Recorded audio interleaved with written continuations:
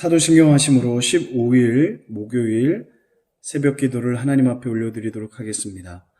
전능하사 천지를 만드신 하나님 아버지를 내가 믿사오며 그 외아들 우리 주 예수 그리스도를 믿사오니 이는 성령으로 잉태하사 동정녀 마리아에게 나시고 본디오 빌라도에게 고난을 받으사 십자가에 못 박혀 죽으시고 장사한 지 사흘 만에 죽은 자 가운데서 다시 살아나시며 하늘에 오르사 전능하신 하나님 우편에 앉아 계시다가 저리로서 산자와 죽은 자를 심판하러 오시리라. 성령을 믿사오며 거룩한 공예와 성도가 서로 교통하는 것과 죄를 사하여 주시는 것과 몸이 다시 사는 것과 영원히 사는 것을 믿사옵나이다. 아멘. 찬송가 오늘은 오직 예수뿐이네 함께 찬양하겠습니다.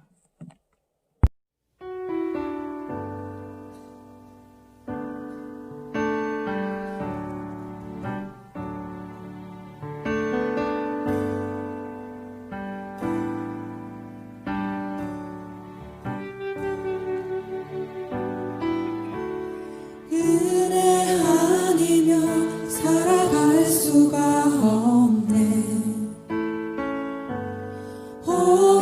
호흡마저도 다 주의 것이니 세상 평안과 위로 내게 없어도 예수 오직 예수뿐이네. 은혜 아니면 은혜 아니면 살아갈 수가 없네. 호흡마저도 다 주의 것이니 세상 평안과 위로 내게 없어도 예수 오직 예수뿐이네. 그 계획 다 볼 수도 없고 작은 고난에 지쳐도 주께 묻기 나의 모든 삶 버티고 견디게 하시네.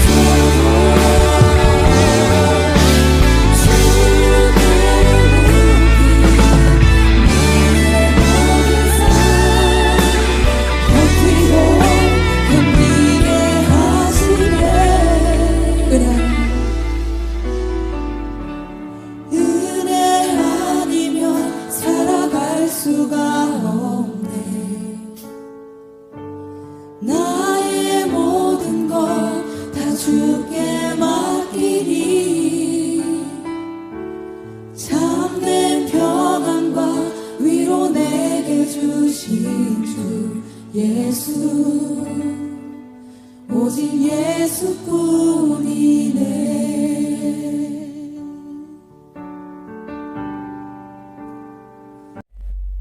오늘 우리에게 주신 하나님의 말씀은 요한복음 5장 1절부터 9절 말씀입니다. 그 후에 유대인의 명절이 되어 예수께서 예루살렘에 올라가시니라. 예루살렘에 있는 양문 곁에 히브리 말로 베데스다 하는 못이 있었는데 거기에 행가 5이 있고 그 안에 많은 병자, 맹인, 다리 저는 사람, 혈기 많은 사람들이 누워 물의 움직임을 기다리니 이는 천사가 가끔 못에 내려와 물을 움직이게 하는데 움직인 후에 먼저 들어가는 자는 어떤 병에 걸렸는지 낫게 되밀어라. 거기 38해 된 병자가 있더라. 예수께서 그 누운 것을 보시고 병이 벌써 오래된 줄 아시고 이르시되 내가 낫고자 하느냐? 병자가 대답하되 주여 물이 움직일 때에 나를 못에 넣어주는 사람이 없어 내가 가는 동안에 다른 사람이 먼저 내려가나이다. 예수께서 이르시되 일어나 내 자리를 들고 걸어가라 하시니 그 사람이 곧 나아서 자리를 들고 걸어가니라. 이날은 안식이니. 할렐루야. 오늘은 모든 것이 다 은혜입니다 라는 제목으로 함께 말씀을 나누려고 합니다. 우리가 금방 고백했던 이 찬양의 가사처럼 은혜 아니면 살아갈 수가 없습니다. 모든 것이 다 하나님의 은혜입니다 라고 오늘 고백하고 하나님 앞에 나아가는 저와 여러분이 되기를 간절히 축복합니다. 요한복음에는요 7가지 기적이 나온다고 말씀을 드렸습니다. 오늘 말씀에 등장하는 이 3번째 표적을 우리가 함께 보려고 하는데요. 먼저 2번째 표적, 이 앞장에 4장에 나온 이 2번째 표적에 보니까 요한복음 4장 54절에 이것은 예수께서 유대에서 갈릴리로 오신 후에 행하신 두 번째 표적이니라 라고 그렇게 말씀하고 있죠. 신하의 아들을 고친 2번째 표적 사건이 앞장에 나옵니다. 요한복음에는요 매우 일관성 있게 이 표적이라는 단어를 사용하고 있습니다. 예를 들어 제가 쉽게 한번 예를 한번 들어보면 고속도로를 우리가 달리다 보면요 눈앞에 이렇게 이정표가 나오잖아요. 간판들이 나오는데 거기 보면 이제 부산이나 전주에 가는 그런 이정표들이 나오게 되죠. 그 사인 간판 그 자체가 부산이나 전주를 의미하지 않죠. 가는 방향을 가리키고 있는 것입니다. 이 요한복음의 이 수많은 표적들을 보면 이와 같다라는 거죠. 요한복음은요 이 표적들 그 자체를 드러내기 위한 것이 아니라 예수님을 통해 영생을 얻게 하는 일에 또 더 큰 목적이 있음을 우리는 알 수 있다는 거죠. 이 표적들을 통해서 예수님은 어떠한 분이신가, 우리에게 어떤 은혜를 또 믿음 가운데 나아가길 원하는지 우리를 향한 하나님의 그 계획들을 우리가 말씀을 통해서 올바르게 깨닫기를 축복합니다. 첫 번째 표적은요, 가나 혼인 잔치에서 물을 가지고 포도주를 만드시는 그 표적을 우리가 함께 말씀을 보았습니다. 예수님은요, 본질을 바꾸실 수 있는 분이라는 거죠. 불완전함을 완전함으로 바꾸시는 분이라는 것입니다. 질적인 변화, 오직 예수님 안에서만 가능하다라고 그렇게 월요일 날 말씀을 함께 나누었습니다. 오늘 본문은 이 오늘 본문 다음 이 6장에 보면 4번째 표적에 또 나오는데 이 오병이어의 이적 사건이 나오죠. 이 가나 혼인잔치의 이 질적인 변화에 대해서 예수님께서 표적을 보여주셨다면 오병이어 이적 사건을 통해서 예수님은요 양적인 변화를 가져오실 수 있는 분이라는 것을 우리가 말씀을 통해서 깨닫기를 원합니다. 예수님은요 작은 것을 크게 또 적은 것을 많게 하실 수 있는 그런 능력의 주님이시라는 것이죠. 오늘은요 38년 된 병자를 치유하신 그 표적을 통하여 예수님이 우리에게 전하고자 하시는 그 뜻을 온전히 깨달을 수 있는 은혜로운 시간이 되기를 소망합니다. 말씀을 한번 요약해 볼게요. 예루살렘 그 베데스다 행각에는 병을 고침받기 위해 물이 움직이기를 기다리는 수많은 병자들이 많이 모여 있었습니다. 예수님은 38회 된 병자를 보시고 낫기를 원하는지 물어보신 후에 자리를 들고 일어나 걸어가라 라고 그렇게 말씀하십니다. 그러자 그가 곧 일어나서 걸어갔다라는 그런 말씀이죠. 근데 그날이 안식일이란 것입니다. 오랜 병으로 절망의 깊은 병자 앞에 소망의 주님이 나타나신 사건이죠. 베데스다라는 그 이름의 뜻은 은총의 집, 또 자비의 집, 긍휼의 집이라는 뜻을 가지고 있습니다. 베데스다 모대는 병자, 또 소경, 절뚝발이, 혈기 마른 자들이 누워 있었습니다. 마치 오늘 이 종합병동을 보듯 수많은 환자들이 베데스다 연못 주변에 이렇게 모여 있었던 것을 오늘 말씀을 통해서 우리는 알 수 있죠. 근데 이렇게 모여 누워 있던 이유가 무엇입니까? 이 베데스다와 관련된 이 전설이 하나 내려오고 있었는데, 그것은 이따금씩 이 연못에 천사가 내려와 이 못에 물을 동하게 하는데, 물의 파장이 일어날 때 가장 먼저 이 연못, 이 베데스다 못에 들어가는 사람은 어떤 병에 걸렸던지 낫게 된다는 그런 이야기였습니다. 왜 이런 전설과 같은 이야기가 전해졌는가 학자들을 이제 살펴보았다고 합니다. 저도 굉장히 궁금했어요. 왜 이런 이야기가 내려왔을까? 이 못은 여러 가지 질병 치유에 좋은 온천수 성분을 가지고 있었다고 합니다. 이 베데스다 못에는. 그러니까 이따금씩 간헐적으로 이 못이 이 물이 이 동에서 물이 솟아났을 때 동하는 그런 것처럼 보였다고 해요.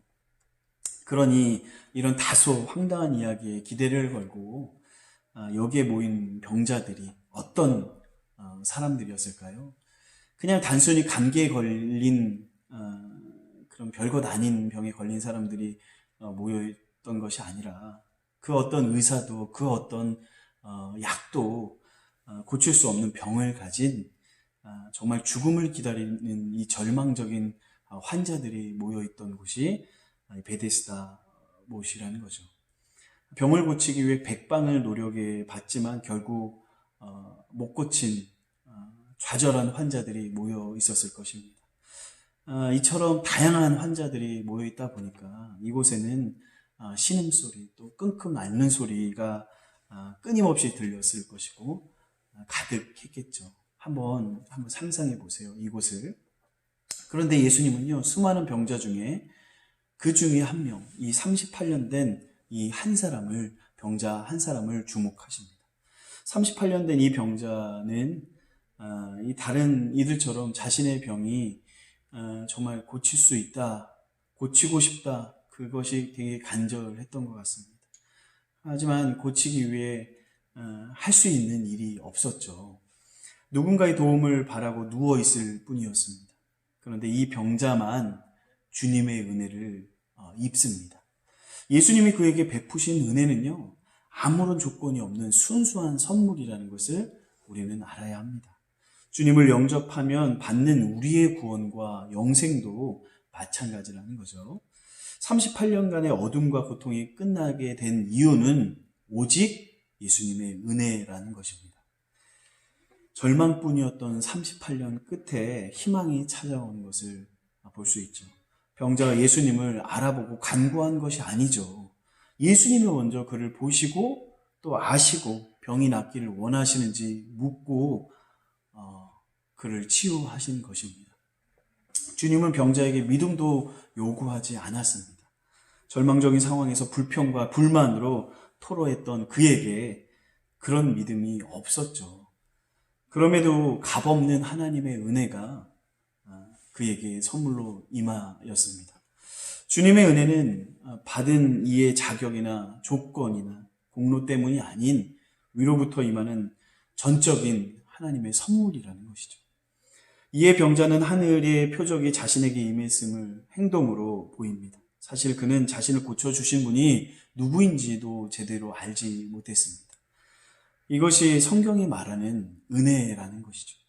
제대로 깨닫지 못하고 감사도 드리지 못했던 무수한 하나님의 은혜를 하나씩 우리가 세워볼 필요가 있습니다. 우리는 10월 마지막 주에 25일 날 비전 장학금 수여식을 놓고 함께 기도하고 있습니다. 저는요, 이 비전 장학위원회와 함께 모여서 기도로 준비하고 있는데, 진행되는 그 과정 속에 하나님의 은혜가 가득한 것을 또 하나님이 그 이끄시는 그 은혜를 매 순간 경험하면서 옆에서 정말 그 감격을 이루 말할 수 없습니다.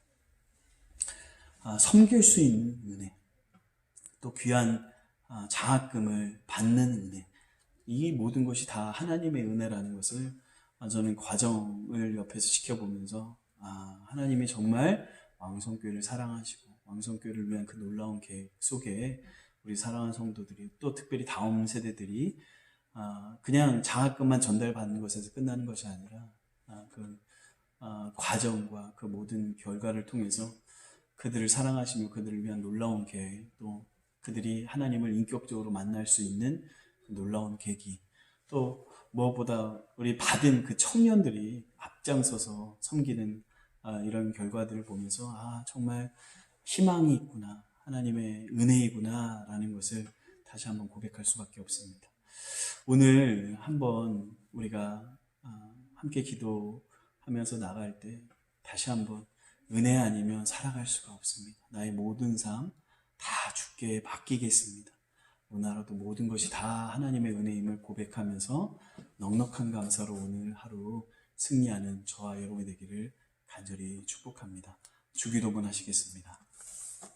하늘에 계신 우리 아버지여, 이름이 거룩히 여김을 받으시오며 나라의 마옵시며 뜻이 하늘에서 이루어진 것 같이 땅에서도 이루어지이다.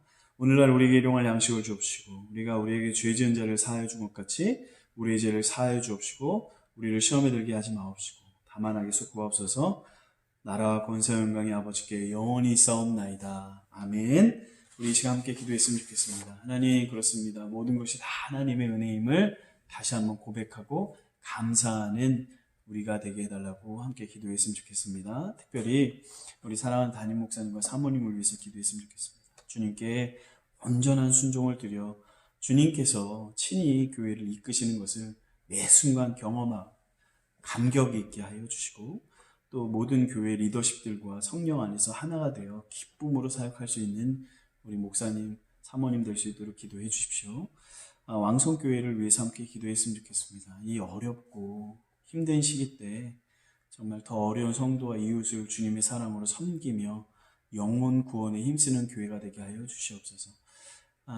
특별히 이번 주에 우리가 함께라면 버팀이라는 이렇게 주제로 우리가 새생명 축제 대신 우리가 한 영혼을 주님께로 인도하자라는 것을 놓고 이제 발대식을 준비하고 있는데, 하나님 우리 안에 다시 한번 전도할 수 있는 은혜를 허락하여 주셔서 이 코로나19로 인해서 많이 힘들어하고 지쳐있는 수많은 영혼들을 주님께로 인도할 수 있는 은혜가 있게 해달라고 기도해 주십시오.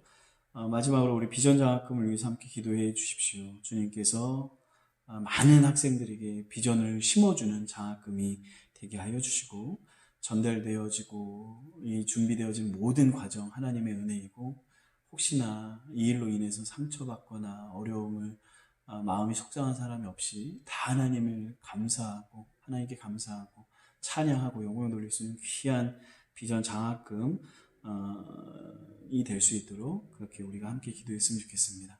우리 한번 이 시간에 주여 한번 외치고 함께 기도하겠습니다. 주여!